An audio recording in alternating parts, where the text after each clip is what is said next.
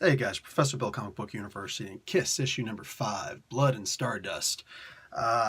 This should have gone on a whole lot longer, like at least twice as long, because this is the final issue. And man, things just flew right by. All right, let's get into this. So we got writer Brian Hill, artist Rodney Buscemi, colorist Adriano Augusto, letterer Troy Bateri, and bang, whole bunch of different covers. Sorry, I'm not getting into all the people who did the variant covers. It's just not happening. So anyway, Lilith is talking to, I can't remember this girl's name. You should just say your name right here. Alicia. There we go. Her name is Alicia. Lilith is talking to Alicia. Kiss is pretty much not even in this.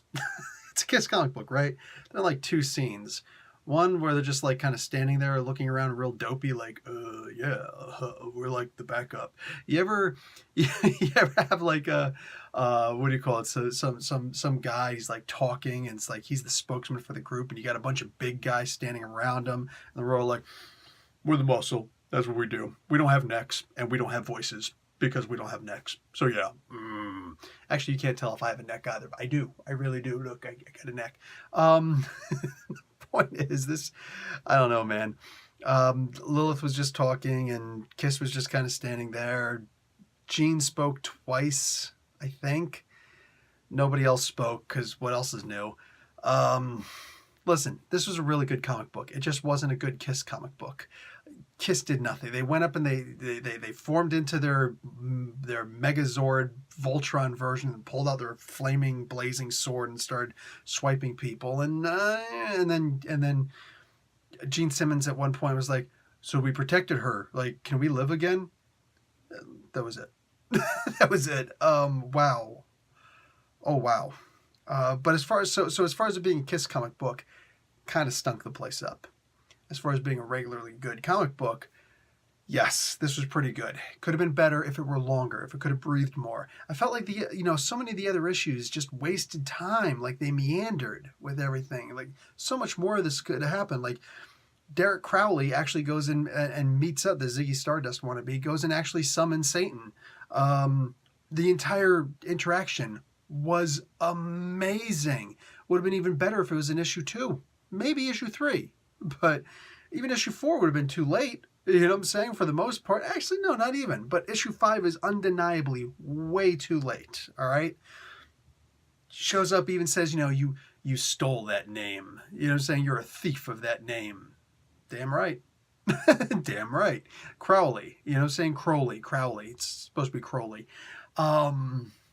Speaking, of course, of Aleister Crowley, I know there are a lot of people who are not familiar with the character, the individual, anything like that.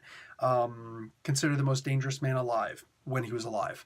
They even spoke his words in here. The rule of the law shall be as thus: do what thou wilt. But he'd also indicated do no harm. You know what I'm saying? So that was one of the things that Aleister Crowley would be known for saying to preach to his people. What do you call it? The entire interaction with Satan, pretty cool. Then there was also another, I don't know if it was another version of Satan, but a different take on Satan. He came later, and he was actually called by Lilith the son of the morning, which is pretty cool. He was called the morning star. He's called a lot of different things. I happen to recall very specifically, pointedly, he was called the son of the morning in the book of Isaiah. That's actually my favorite book from the Bible. There's so much in the book of Isaiah. I know everybody else's favorite is the book of the Apocalypse, you know what I'm saying? But no, as for me, I like the book of Isaiah. Anyhow, I don't know. There was mention of the Babylonian mythos in here. The idea of I'm the one who put. I think he said I'm the one who put the words in Marduk's mouth or something like that, or something along those lines.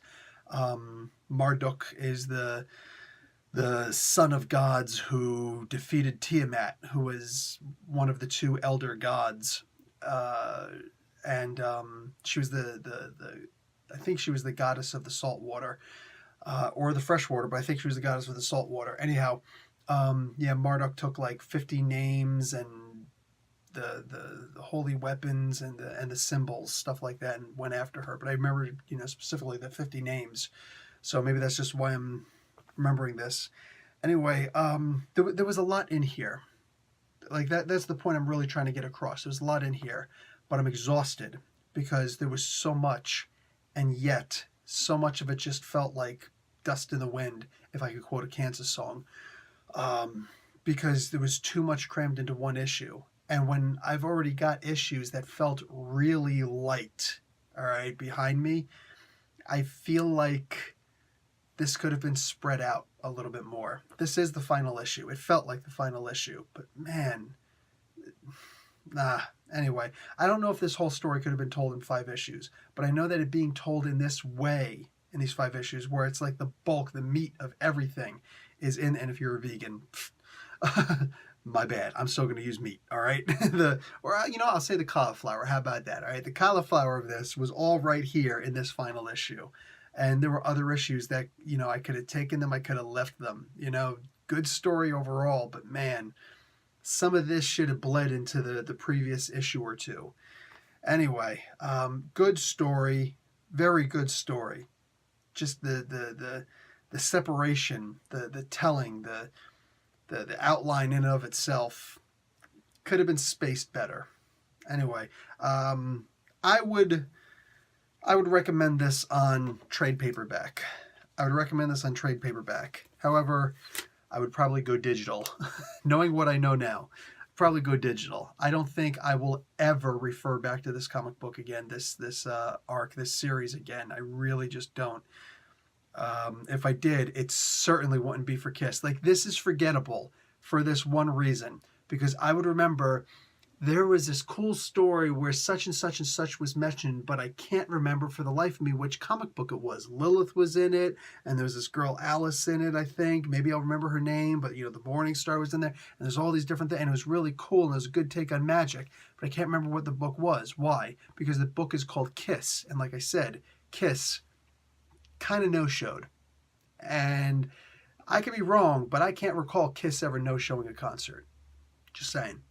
So, yeah, I could see the guys basically be Paul Stanley. He's in charge of everything. Everybody thinks it's Gene Simmons. No, Gene actually works for Paul. But what do you call it? Yeah, I don't see this as being particularly memorable because this was not a great Kiss comic book. That's the problem I have with it. Anyway, guys, that's going to be it for me. I think that was enough. Professor Bill, Comic Book University. Class dismissed.